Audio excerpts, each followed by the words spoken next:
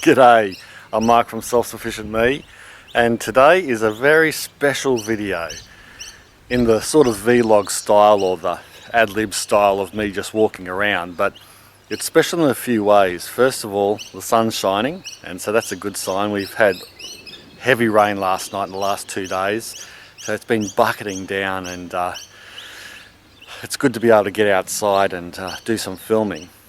But the other thing is, I've got a special announcement of some pretty radical changes that I'm going to make to my channel over the next coming weeks, and I'll talk about that at the end. But I wanted to make this video because I've promised lots of you that I would do a video from the very front of our yard right through to the back, and I'm just going to do that. It might take 3/4 of an hour to do it.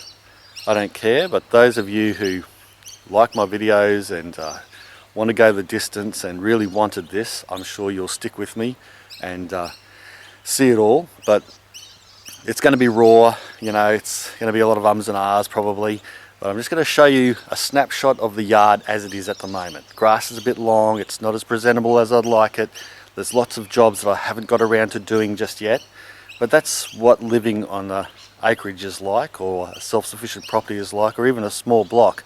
When you've got lots of things going on and you're trying to be as self-sufficient as you can, you know, things get away from you, especially if you're a home dad like me and you've got other things, other distractions, and you're busy doing other things as well.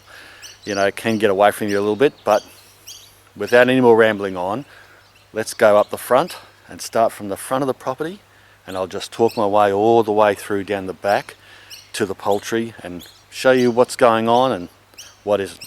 Rightio? First of all, as we walk past my shed, I'll show you the water damage. Have a look at this door.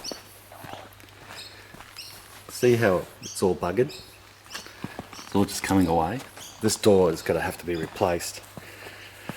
What happens is when it rains heavy, the water rushes from this side, and I've talked about this before. Pardon the washing on the line. I've got to get this done before school tomorrow, but the water rushes through. We get a really heavy storm like we did last night. Rushes through, it hits that door and hits the wall here, and then it runs down. This is in really heavy rainstorms, and unfortunately you just can't stop it, and the water comes in and floods out the shed, maybe an inch or two. It just comes into about where the bike is here,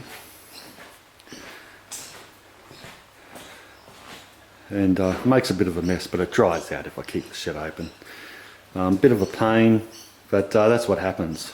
And so we had a hell of a downpour last night. But anyway, let's walk our way up the driveway right to the beginning of the property. And as we go through, I'm going to talk about anything that comes into my head and how, you know, what we've done so far to this property in the last 10 years. And here's the toad, cane toad, not looking too good. He's probably still suffering from the cold yet. It's not the season for them to be out. And yeah, I'll just talk about what our plans are for the future, what we've done so far over the last decade, and to become as self-sufficient as we possibly can. So we live in pretty well suburbia.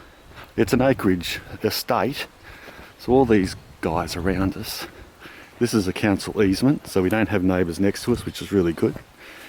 And this council easement, it goes down into this forestry or bushland.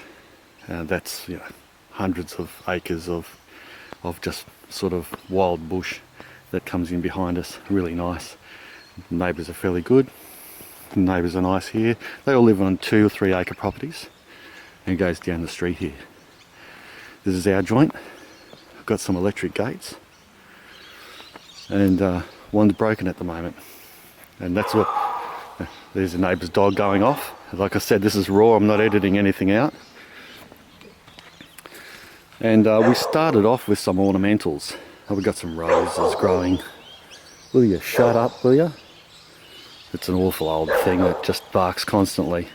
Should know me by now. We started off with ornamentals, but then we've gone into rebuilding these garden beds with food plants. Like I've got a kumquat here, That's a variegated leaf one.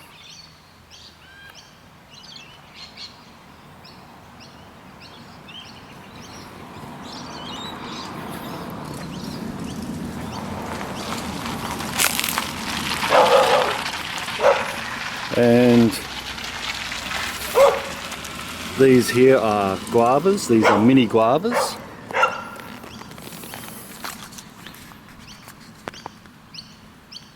Cherry guavas they call them. And now that dog set off all the other dogs in the neighbourhood, which of course must be really annoying for you guys. And I've got several of these mini guavas in, because what I did was I planted one just to check it out, because I thought the fruit fly would destroy them. This is a strawberry type, the last one that I've planted in here. I thought the fruit fly would destroy them here, but they actually ripen through winter. And the fruit fly are scarce then, and they don't touch them, and they're beautiful. They're about the size of a 20-cent coin or a cherry tomato. They are lovely. So I planted several of them. They can get to 2 meters high, so I might make a hedge out of them. And that's what we're doing. We're replacing a lot of ornamentals, or where we would otherwise put an ornamental, we're actually putting in food plants. For example, these finger limes here. This is a native. Beautiful caviar-like flesh. You can have in cocktails or just have in cooking. And they'll grow to about 2 meters tall as well, if you can imagine it. And I've put one there, one here, another one there. And that's going to fill up the front of the garden here and block off that stupid dog bark. And anyone from looking in, really, with food plants. That's the dream anyway. I've got another kumquat on the other side here, just to make both of them, you know, look pretty cool, having a bit of symmetry there. Now I was going to make a liqueur out of those kumquats, I still might, but I just hadn't got around to it. I've got a macadamia nut tree here, and then I've got some stone fruit underneath this really large Moreton Bay fig. But the sun gets enough sun for these stone fruits to go, you know, grow quite well. There's plums, nectarines. They do very well. These are low chilled because I live in the subtropics, but they fruit quite heavily. I'm going to have to net these though, because as they start to ripen, the fruit fly loves stone fruit. They'll attack it, so I've got to have to net them. Otherwise, we'll lose all the fruit. Here's a peach, tropical peach.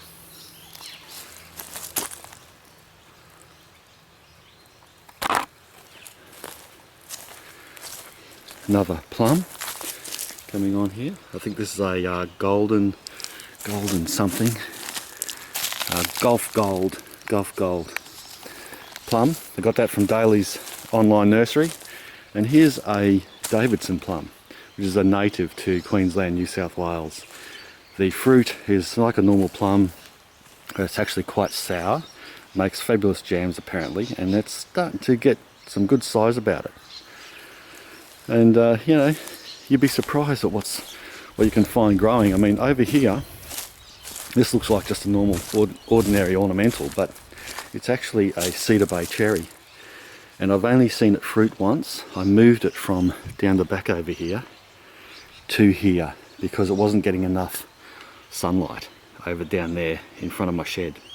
I've moved it to here, but I can tell you what, the fruit on this is just like a regular cherry. It grows in the subtropics, but it's a very, very slow grower. Cedar Bay cherry, very, very slow grower.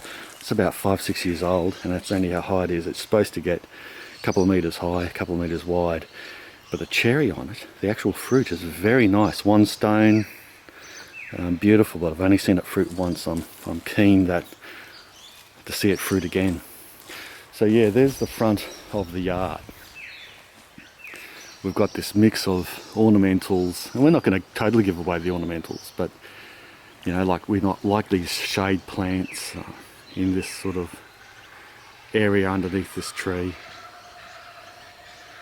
We want to keep building that up, and I'll probably put some nice native grasses around the edges of these rocks, these gardens that I've made only recently, these rock gardens.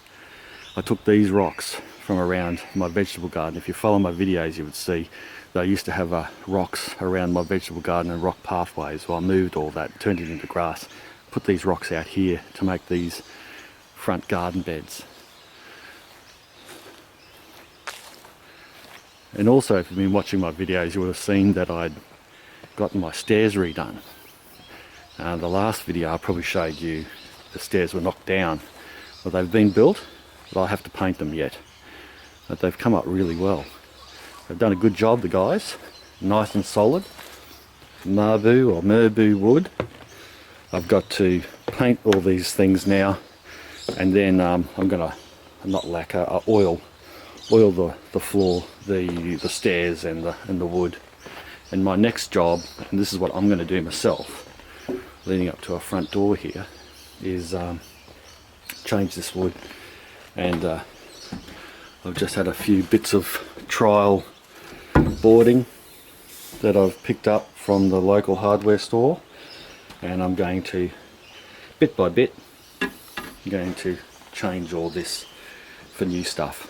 And yeah, like I said, I'll do that. Never ends, but our place is about 25 years old, and it's due, a lot of the wood is due for replacing, and that's what you get when you've got, you know, wooden stairs and that type of thing. Anyway, we'll go down this right hand side here, because most of you guys are interested in my food crops and that type of the garden. Citrus are still there, a lot of fruit still on the trees, but it's coming to the end now. All the citrus are reflowering. This is a grapefruit, this is a marsh grapefruit. Still, you know, a dozen fruit on it left yet, plenty of fruit, and we're eating them, and they're beautiful. But really, it's time to pick all the fruit and move on, because they'll be now refruiting and starting to grow new fruit soon and budding, which some of these already are. This is a mandarin, one of the ones that I threw that mulch around. They're just palm fronds. You can see that's decaying down already. And I've got several small trees. That's a seedless Valencia that I've planted in the last 12 months. Starting to flower, looks wonderful, smells beautiful. When your citrus seeds, when you're in spring here, it just smells gorgeous at this time of year when all the citrus start flowering. Here's another grapefruit, just a young tree. That's a red one. Here's a lemon. This is sort of a French variety of lemon. I can't remember the name of it at the moment. But it's starting to flower again. It's got those typical lemon buds that are that pinky colour. And you know, we've still got plenty of oranges left on these trees. This is a Lane's late navel, but of course it's in flower again. And look at all the flowers dropping off. Smells wonderful. The perfume is just magnificent. Bees are out. We've still got all these oranges. We've been eating oranges and mandarins and citrus now all winter. And of course this is our big lime. We've got plenty of limes left on it. And you remember some of my video on making lime juice or making lime cordial? Well, we've got, you know, still 6 or 7 litres of lime cordial in the fridge. And we've got plenty of limes still growing. New limes on the way, like this one. And it's flowering. So trees like this in the subtropic, the Tahitian lime, it flowers all year and it gives you fruit all year. It's a magnificent citrus. You know, take your hat off to it. What a beautiful tree. Treat it good though. Give it plenty of fertilizer, because of these highly productive trees like this Meyer lemon as well. But they're producing lemons all year, and hundreds of them, and well, plenty of them are falling on the ground here, but just can't eat them all. Now it's in flower again. These type of trees, they do need a lot of food. You know, it's not going to break the bank. I mean, I just mean mulch them good and give them, you know, good citrus fertilizer or manures or whatever you've got. But just don't forget that they do need food. Otherwise, you know, they'll get really straggly and suffer, because it takes a lot of energy for them to produce fruit all year. We've got lemons and limes all year here. And yeah, it's great to be able to have a lemon or a lime whenever you want one. We've got a couple of olive trees here that they're going to be starting to flower. This one's a Kalamata that's doing really bad because it's primarily a cold climate olive.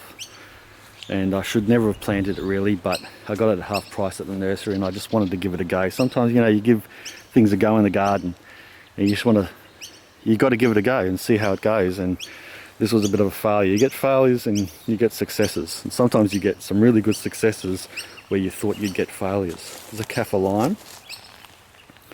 We eat a lot of this. We eat the leaves. We only got this in the ground because of the leaves, so we use it as a herb or a spice. There's a Valencia orange, and this is the last orange tree that I raid and eat, because the oranges stay on the tree well through spring and into summer. I can just leave the oranges sit on this tree, it'll reflower and it'll start to set again for the next winter. But the oranges don't fall as readily as the other orange trees. So I'd leave this one to last. So we have oranges practically for 6 months of the year.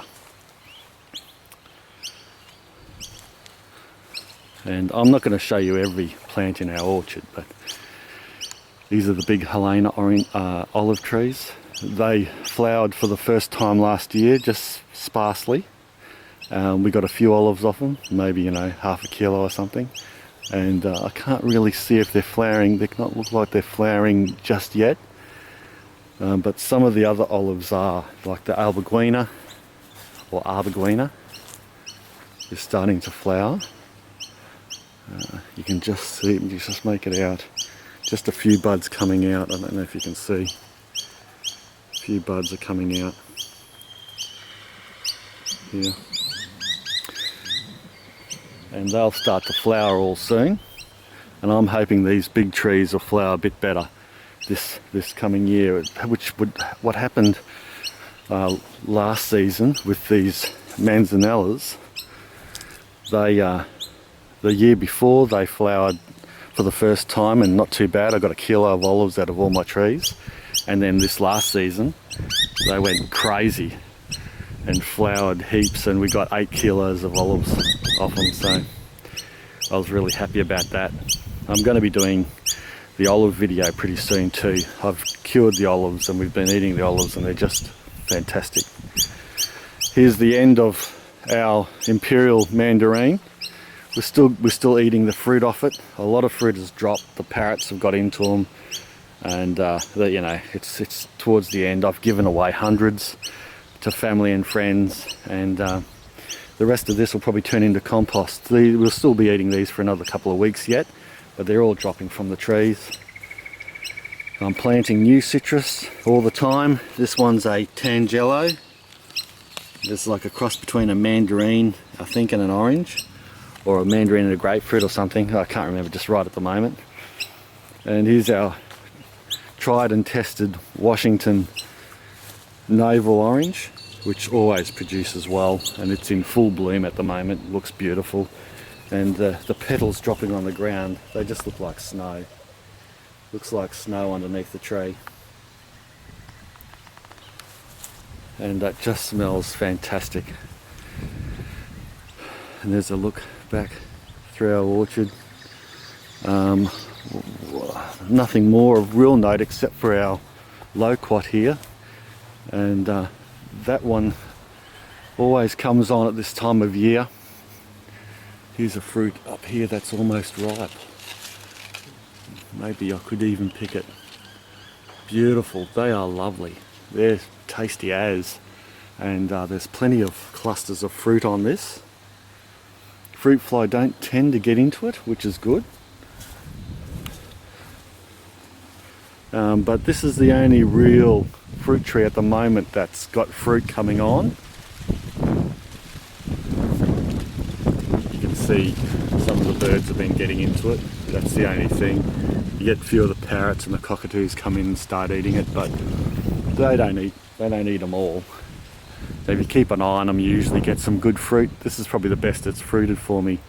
This tree's about 4 years old or so, and that's the best lot of fruit I've seen on it so far. Our mangoes are all in flower.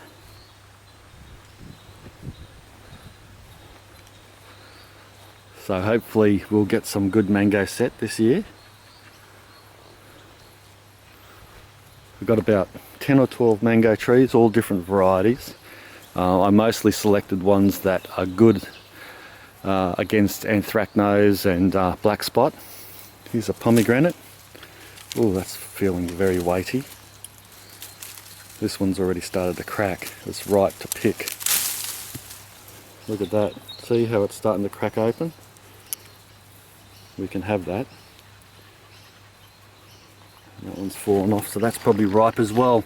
They feel nice and heavy after this rain. Probably the last week probably sucked up a whole lot of water, and yeah, it's ready to eat. So that'll go in a salad tonight, maybe for dinner.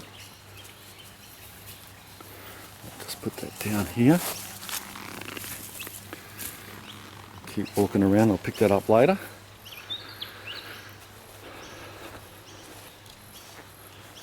Got a little coffee tree that I got from my uncle. Planted that there. Apparently coffee trees add nitrogen to the soil, and so they're good around other trees. Dragon fruits.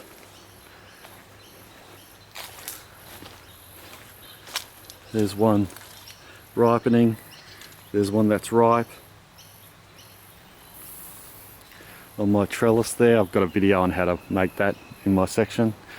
I still have to cut the head off this big mango. It's something that I need to do. Also have to trim my grapevine that's hanging off our house. I haven't done that yet either. So there's lots of tasks, and I still have to mulch around a lot of the bases of these trees. Plenty of these trees yet need a mulching around the base for this spring, which I just haven't got around to doing yet. Been too busy. Alright, that's the orchard. So we just go back up. And we'll look at the patch. Here's my mongrel area. Look, I probably should say the reason why, so there's a house, the reason why I put the orchard on this side when we originally sited the place was because it was the higher ground. And with a lot of rain we get in the subtropics, the last thing you want for fruit trees is them to be sitting in wet soil all the time. And because we've got clay soil, you need them on a higher ground for that better drainage. Otherwise they'll just die. And as it was, a lot of these trees from this half down were suffering quite a bit. So what I did was I cut a drain and I put some egg pipe in and some gravel, which you can't see now, but it basically runs through down here through the middle, and it runs all the way down to our dam down the bottom there past the chicken pen. And that sort of leaches into the jam through the wet season. It constantly runs in there through the egg pipe. But what it does is it takes away excess water from the base of these trees, so I could plant more trees down the bottom here and they wouldn't get waterlogged, and it worked a treat.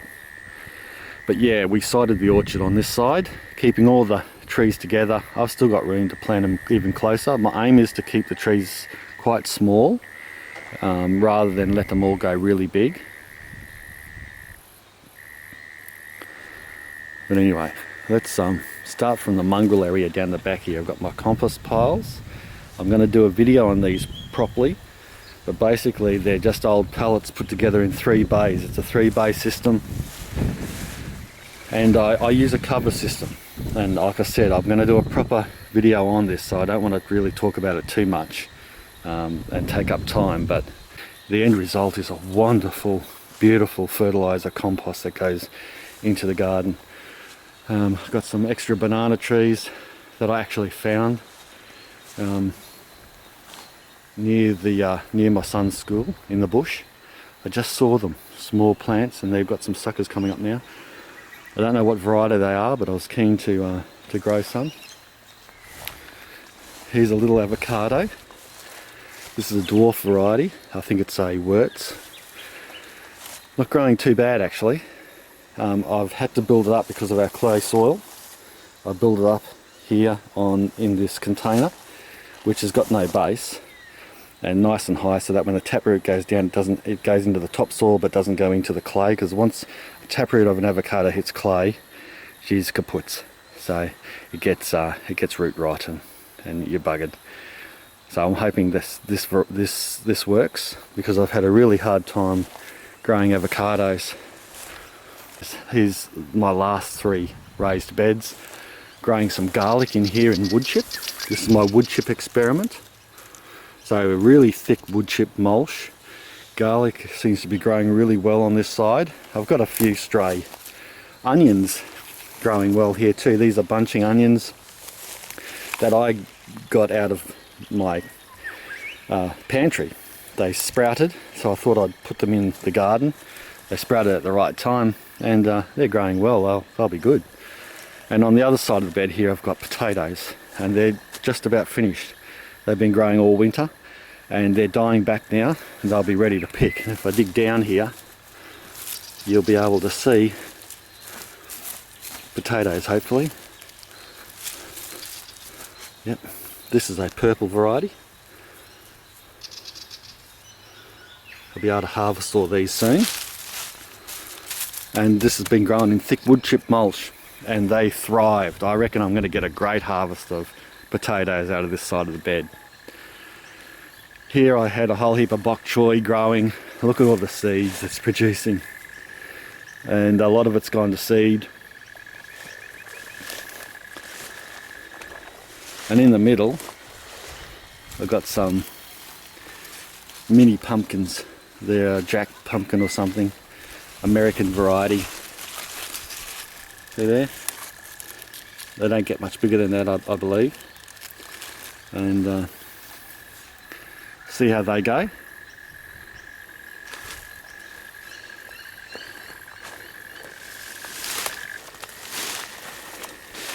This is sweet potato, just growing wild. Occasionally I'll just come around and I'll just dig up some sweet potato, because it pretty well leave it grow wild out the back here.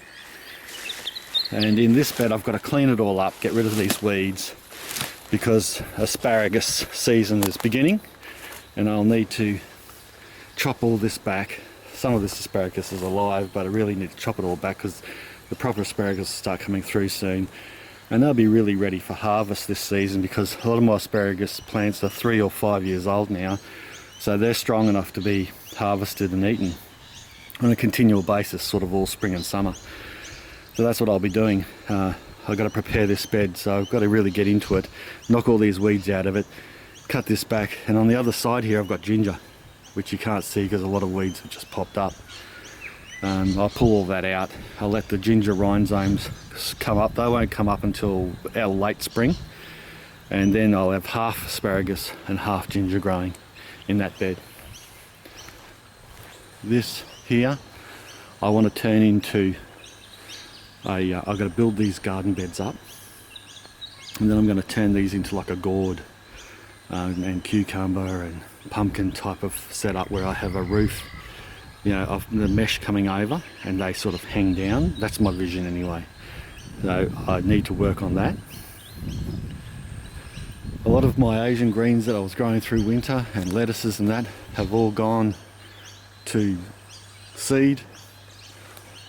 Like these ones here, that's mizu or something like that, all gone to seed, and they'll come up again next season. And I'll collect the seed. These are tomatoes that I've been growing through winter, and these plants are still producing. They've been producing for months now. We've had tomatoes all winter. It's been really good. And chilies. Sweet potato. More tomatoes. This is a larger variety, and pretty soon I'll probably just get hold of them, before the fruit flies start attacking them. And so I have to pick some of these larger varieties now as they start to ripen, because pretty soon, like even that one there, I'll let that, no, I've just accidentally picked that off, but this is a ox heart. And they suffer through winter growing tomatoes, larger varieties of tomatoes here. They do suffer. And here's a nice bunch down here of the ox hearts. They do suffer through winter, but it's the only time I can grow the larger varieties of tomatoes, because if I grow them now, through spring they'll just get decimated by fruit fly, and then it gets too hot in summer. The only tomato that you can grow sort of all year here are these cherries, these cherry type tomatoes. And this one here grew really well. I put 3 plants in and I let them grow up. Around this I put a little bit of PVC piping, or not PVC, irrigation piping here, and I let the tomatoes flop over. So they grew up this frame, flopped over, and then I left them hang. They just hang down, and they just produced hundreds, and there still are, of tomatoes all the way down the sides here. It looks a bit messy now because they're starting to, defoliate and die off, but we've had non-stop tomatoes for the last 4 or 5 months, and it was really low maintenance. Just let them, like I said, just let them flop over, and trained itself down, and hardly any pruning or anything, just let them flop all the way down. It worked a treat. And of course I grew other ones here, and I did that video on how to train a tomato plant up a single post, and that's coming to the end of its life as well.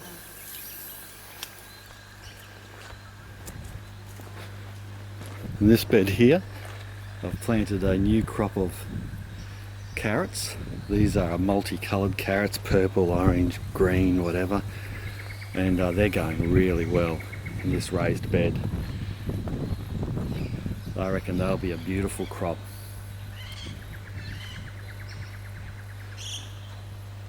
Just got some spring onions. I'm leaving these go to seed. A few leeks. They're a bit of an overflow from the other bed. Strawberries, they were overflow as well.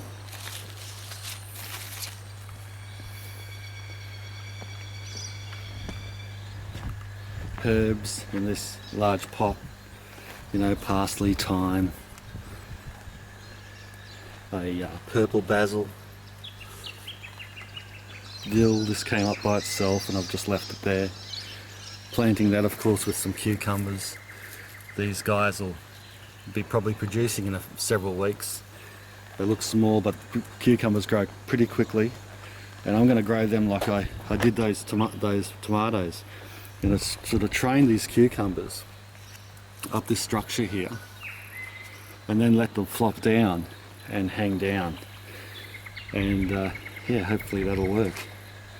Here's the mint, one whole raised bed of mint, beautiful and chopped up in all sorts of cuisine. That will die off in the coming months and die back to almost nothing. I might even plant other things in there, and it'll sort of go into a dormant stage, and then it'll come back in autumn. It'll start growing back, but through the hot summer heat here, mint does it very tough, but it will survive. Some sorrel, oregano in this large pot here. I've got sweet potato coming again over the edge, and some Thai basil.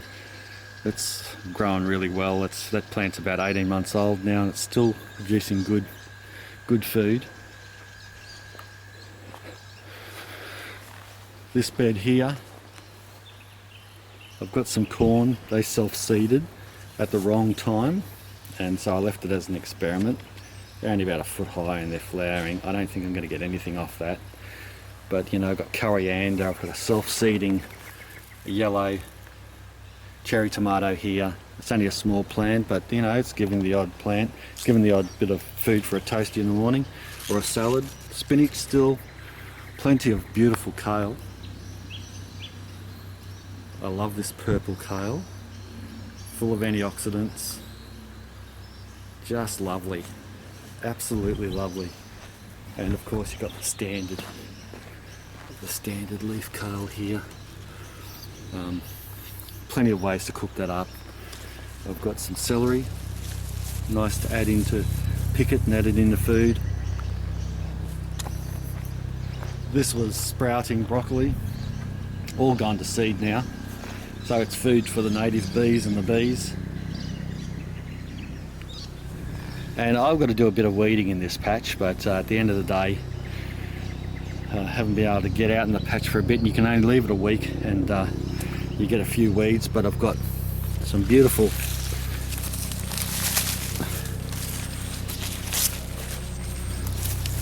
beetroot coming up here. Pardon the plane coming over, inappropriate time, isn't it? In here, got some lovely green cauliflower. This is the brew kale. If you've been watching my videos, you'd see that I planted the brew kale. I only had 2 plants come up, but they're big plants. Got a stunning stem, this purple stem, and you know, they're a cross between a kale and a Brussels sprout. So I assume that they're going to form these frilly little things that I'm going to be able to pick and eat. Well, we'll see. Frilly little mini cabbages, I suppose, probably all up the stem, that we can pick and eat. Here's some more sprouting broccoli on this side, and some mongrel tomatoes that are just popping up. On this side I've got mammoth rock cabbage that are ready to be picked, and I'm going to be making a purple sauerkraut out of these. So I'm looking forward to fermenting some sauerkraut. There's some leeks behind it. They'll grow nicely through spring and be ready for harvest in summer. And this here is a radish. It's a daikon, oriental radish, a Japanese radish. Like all radish, that goes to seed really fast, but it's a heritage variety, and it's a very mild and large radish. But once it starts to flower, you know, you pick it up. It gets too fibrous to eat, really. You need to harvest it before it goes to flower, and we've been harvesting several of them and eating them in dishes. But I'll leave it go to seed now and replant that seed, and we'll get another crop through spring here. It grows very fast. And here's our last row, and another wood chip experiment. If you remember, I did this bed with manure and wood chip. I did a video on it. It's going quite well, that video, and I've just had some fabulous crops out of it. I'm growing squash here. I've picked a lot of them because we had several for dinner last night. But these squash plants are growing terrific. Plenty of squash to eat. It looks really good and healthy. Everything that I planted in here has been growing very well. All these butter beans, small plants, these butter beans, but boy, they produce a lot. We've got hundreds of these beautiful small yellow beans. They're just lovely. They grew really well. We've got some herbs, some mustard as usual, that self-seeds in the garden, and all these peas. The peas are coming towards the end of its time, but I reckon we got 1,000 or more snap peas off these plants. We've just been hooking in, the boys and I and the wife, we just love these. Just every day you come out, there's more. I'll leave some go to seed and leave some of them seeds develop for next season, because I just keep replanting them season after season. We'll still get several good meals out of all these yet, but they're starting to die off now. But they had grown quite tall all the way up the structure. The wind hooked into them. The autumn wind, the August winds came up here and smashed them a bit. But nevertheless, you know, some of them blew over, and I tried tying them up as best I could. But nevertheless, they still produce plenty, hundreds and thousands of these. And I planted them probably about an inch or two apart, probably about 5 meters of them, and they produced terrific in this wood chip mulch.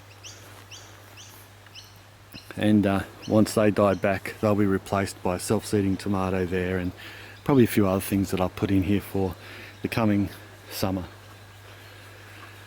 Yeah, so that's the patch, doing really well. On the other side here, I've got these eggplants that I've left go over winter. I've given it a little bit of extra fertilizer. This is just coming off the tank with my little mini irrigation system. And I've got a few other plants here that I'm just developing. This is a Kia apple. And I'm just putting them in there just so that they get regular water. And then I'll plant them out in the garden, out the front there in that area that I was talking about. They're quite a spiny apple plant. They're a South African variety, but they're a really good fruit producer, I believe. But anyway, I've put some extra fertilizer in here, so these eggplants that I've overwintered should produce again through spring. They're already starting to flower, and I'll get another crop out of these before they'll be kaputs. My mini nursery here, a few lettuces and other plants going. Even some new dragon fruit that I grew from seed, coming along nicely. Got some strawberries on this side of the tank, producing well. These are a pink flowered strawberry, and they produce a cylindrical strawberry, which isn't too bad, but they're not as good as the I don't reckon they're as good. I'm going to call these a sweet rose. I don't reckon they're as good as the larger varieties of strawberry. They're not doing too bad here. Down this other side, I've got a dragon fruit experiment that I'm growing on a stump and just letting it grow down instead of having to grow it up a trellis. And that seems to be going okay. Interesting. I've got another avocado that I'm trying to keep alive. It's starting to get some new shoots and flower. So maybe I'll get an avocado or two off it this season. Again, it's raised up because I've got to try my best to make sure that taproot doesn't hit the clay soil. Otherwise it's a goner. Here's one of my mulberries. Tree's looking really good. The mulberries, because of our on and off winter, we had some hot days. It tricked the tree into fruiting early, and some of the early fruit wasn't very nice. But now the fruit developing is pretty good, and it'll develop properly now instead of shriveling up. Some nice fruit coming on. Lots of fruit. Heaps of it. This one here is even a bit ripe. Sort of. Not really, but not too bad. A little bit underripe yet.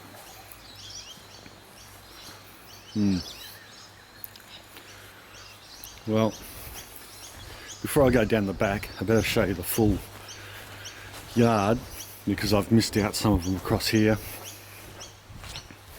And might as well. I mean, at the end of the day, I've got a couple of olive trees growing up the back of our place, and they're quite nice. This one here is flowering. It's a manzanello. It's flowering, so we'll have some nice olives hanging off that to look at through the kitchen window. And we've got a bay leaf tree in the middle there, which is very handy. I've had that for years. And yeah, I'll show you that grapevine that I was talking about that I need to cut back. It's critical now that I give this a prune very soon, within the next week, before it starts to shoot. Because once it starts to reshoot, you start trimming too much of your grapevine back, it can bleed and not good for the plant. But so I've got to trim this all back, cut just about all of this off. And but it's a really good vine. It gives us fruit every year now, and I should probably cut this off too, because this stem here is starting to grow through the latticing.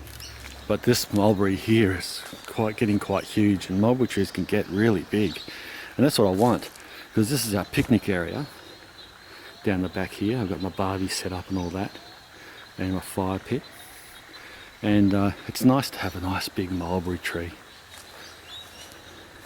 Plenty of fruit on this one again. Here's one that's ripe. Oh, half ripe. It's a bit hard to pull off. Actually, what have I done? Ruined it. Nice. Yeah, it's really good. Yeah, nice big tree. And that's just going to keep growing. I had to transplant that tree. I had it down a bit further and I didn't realise it, but coming into that dam there, this is the neighbour's dam, it gets really boggy through the wet season. It was dying, so I just had to move it about 10 metres to that spot there and hill it up, and now it's thriving. And I actually wrote about that, how to move a fruit tree. I might have did a video on it as well, that was a real success. So our picnic area, and I'll still want to work on all this and get it all developed up more with more shade plants and make it all nice down here. But you know, everything's an ongoing project.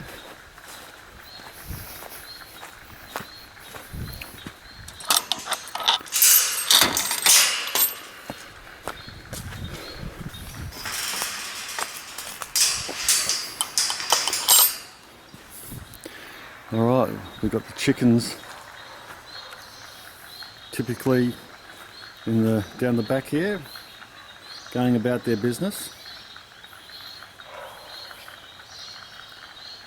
You might be able to hear the frogs as we walk around because of all the rain.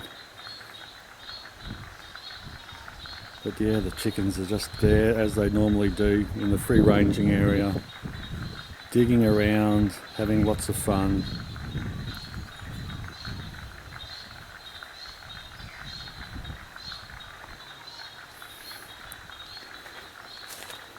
Of course, they've got their feed bins in the pen here if they want.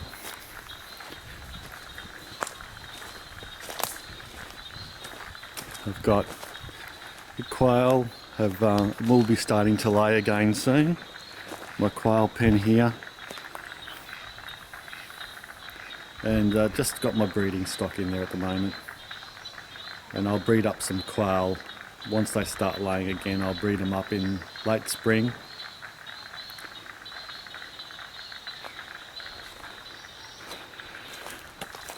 Through all this heavy rain we had in the last few days, the ducks have been having a ball, and they're out there just resting or sitting in the dam at the moment. They'll see me coming down and panic and probably run out, which they are. They're still a bit funny when they see me coming down. They want to get out of the water for some reason. If I was them, I'd just stay in the water. I mean, it'd be harder for me to catch them in the water.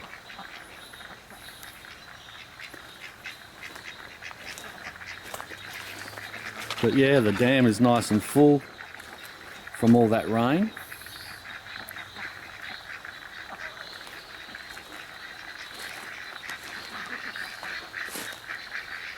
And this is where the area gets quite boggy and swampy down the back here, which is a really great area for ducks. Come looking for slugs and sifting through the mud. and then when they've finished and they're all dirty, they just plop into the dam and go for a swim or mate or whatever they want to do.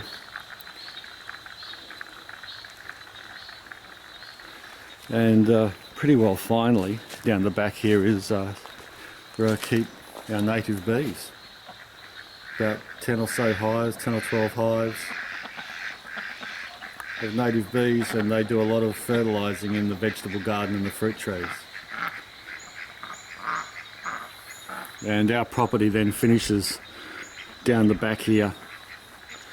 You'll see where my dog's running. Probably another 20 metres past him is our back fence, and then the rest of it is pretty well jungle and bushland. Yeah.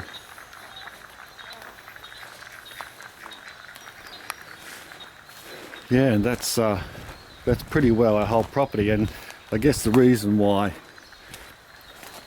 we built the chickens down the back here, well, all the poultry down the back here, is because it's out of the way. When you have a rooster, it doesn't matter if he makes noise. I'm still in the process of, like, I've been doing this for 6 months now. I'm building a annex off our chicken coop, and I'm going to make it snake proof. But that's still a work in progress. I just haven't got around to doing it yet.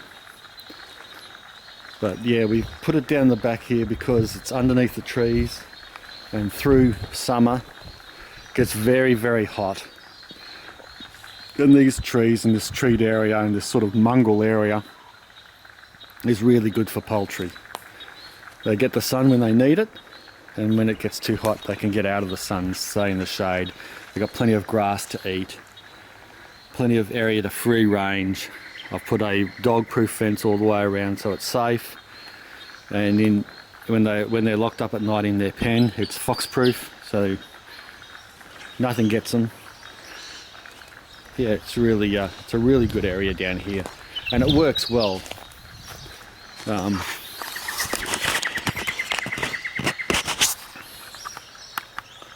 Yeah, I'd recommend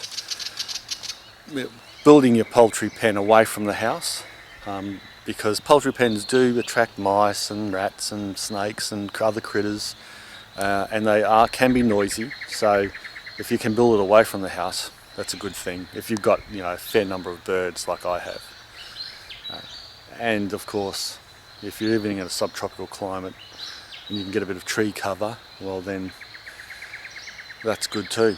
All right. Look, I'll just get a bit of shade here. Alright, I said at the start of the video that I had some important news that I wanted to share with you guys, and that my channel is going to go through some radical changes over the next few weeks and coming months. And that's true.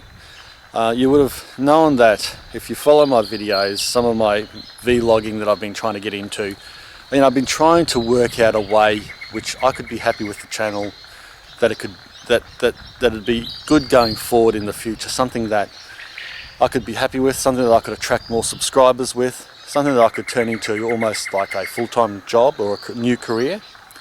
And I feel like, being true to myself, I've got an idea and I've got a balance of what I'd like to do. And that is, and this is right out left field.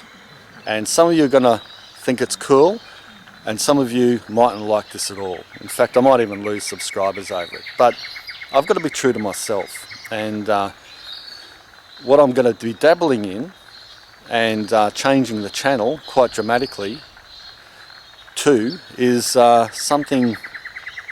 I'm going to introduce a bit of comedy, a bit of satiristic comedy, and it's going to do with prepping, or the prepper world.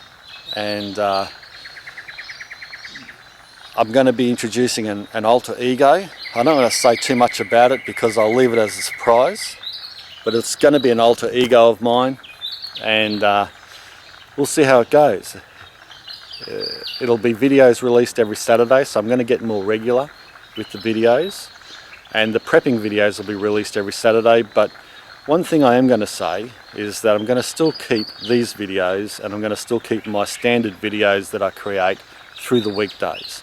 So my hope is that I'll be releasing a satiristic type prepper video every Saturday. That could be quite fun and interesting, and something I want to have a bit of fun with. You know, I like these videos. I like showing you guys the property and how to grow things and how to make things and how to preserve food and that type of thing. I do like it, and I get a kick out of it, but I've always wanted to dabble in a bit of comedy and a bit of satire. I watch a lot of satiristic type comedy on YouTube, and I find myself watching a lot of it. It's almost as much as I do watch gardening videos and all your videos. So it makes sense to me that I dabble in something that I enjoy. And I'm hoping that you guys might enjoy it as well, and I can get a bit more of a following too. Because let's face it, my channel is great, and I'm very thankful of 11,000 plus subscribers, but it's not moving that fast. And I'm hoping that if I can introduce something else to my channel, I might grab a new viewership as well, and improve my subs, and also have a lot more fun. And that'll keep my channel, that'll give it longevity, and yeah, that's what I'm hoping. So it's pretty radical changes, and you'll see that. I've got a promo video that I'm working on, and you'll see it's very radical, and I'll be interested to see what happens. So that's the direction I'm going in. Some big changes coming to Self-Sufficient Me. Anyway, we'll just see how it goes. Yeah, I think that's about all I can say for now, and but I'd like to again stress that thank you for all your support. I really do appreciate the 11,000 subs that I've got. It's terrific. I enjoy what I do. I enjoy sharing information, and so I hope you guys come with me as I adjust my channel to something a bit different. Anyway, that's the end of this video. I hope you enjoyed my look around from front to back. I know it's been a long video to get through, but thanks a lot if you've gone through the whole lot and you've watched it from woe to go and listened to my rambling on. Really appreciate it. Thanks a lot for watching. Bye for now.